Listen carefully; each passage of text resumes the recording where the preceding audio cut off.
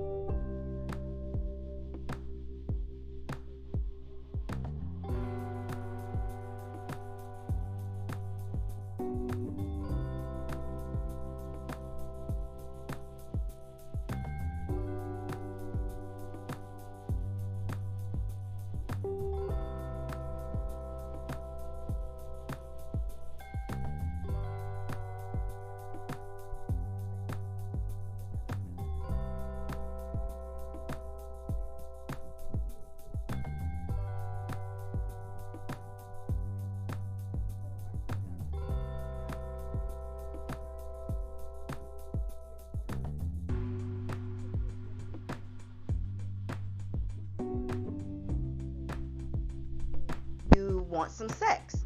Your hormones are raging out of control. Then the appropriate thing, the mature thing to do is to use your words. Now, don't throw out subliminal hints trying to suggest that you like to have sex or, they're just supposed to figure out what it is you're trying to say. Because when you throw out hints, you set yourself up for failure. You set yourself up for hurt. You set yourself up to feel rejected. You set yourself up for unnecessary frustration.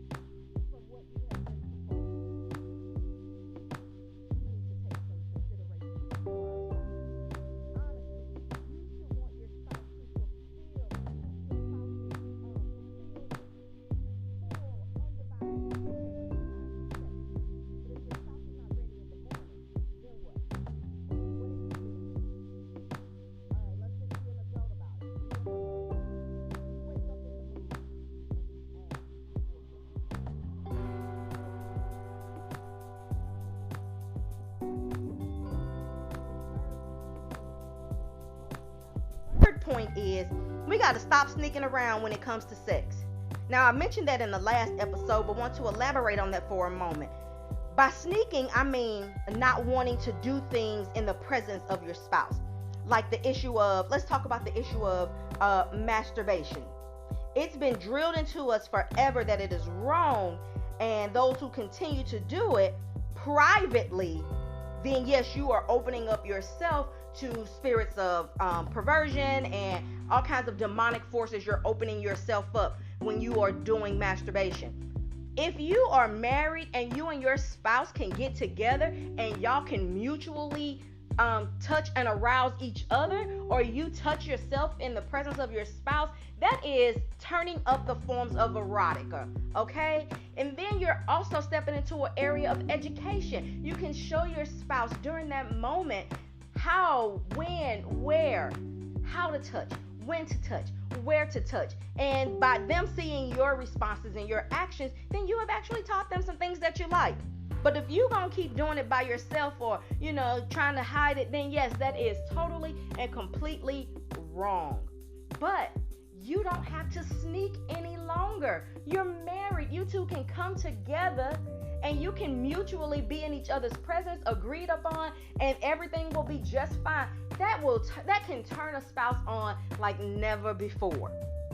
We should consider that sometimes. Now, let me just say, if you have an addiction to porn, or one of you have an addiction to porn, then no, you might not want to dive off into that. You want to go get yourself some healing, some deliverance, and get freed from the addiction before proceeding. Seek out some counsel, okay? You don't want to delve in that and dive into that if you are battling with some spiritual issues. That's real talk, okay? Now, here's the thing. What most likely happened to you if you're dealing with this and you are continuing to sneak around when it comes to this form of sex, it's probably because you were sneaking and doing it in your younger years, and you continue it as a secret and a private sin. But in marriage, it doesn't have to be that way. You don't have to sneak when you are married. Now, another form of sneaking that plagues most marriages is the fact of keeping all the activity and everything under the covers in the bed. And this happens for several reasons, which includes sometimes people are not totally comfortable with their body image, or they were sneaking around during their days of fornication. And when you think about sex now, then your mindset is still from previously your days of fornication. But here it is, people of God. You're married and you're free to enjoy one another without sneaking around. You'll have so much more fun if you don't sneak. Throw off the covers, throw off everything. Enjoy. If you have a problem with your body image and there is something you can do about it, then go ahead and work on it, okay? But I can guarantee you that when it's time for the loving, the spouse is really just concerned about the loving, okay? I want y'all to have fun and enjoy yourselves. All right, so here, I'm just going to leave you with this. Having hot and holy sex requires maturity, deliverance from yourself, deliverance from sin, an open mind, and a willingness to learn and try something new. A willingness to learn and try something new. Remember, you are married. What happens in the bedroom that you two agree upon is okay. Your bed is undefiled. As long as you do not cross the restrictions that were given to us in Scripture, you can have fun. All right, well, thank you guys so very much for joining me as we continue to talk about sex. I want to invite you to join me in a couple of weeks as I continue this topic, and we will discuss how to effectively add games and other supplements to enhance the sex time. All right, guys, I appreciate you listening. I'd love to hear from you and hear your feedback. If you're interested, please send me an email at awakenlovemm@gmail.com, or please just visit the website teamtaylorministries.com. So until the next time, make sure you do what you have to do to keep your marriage hot and holy. I appreciate you joining me. Have fun.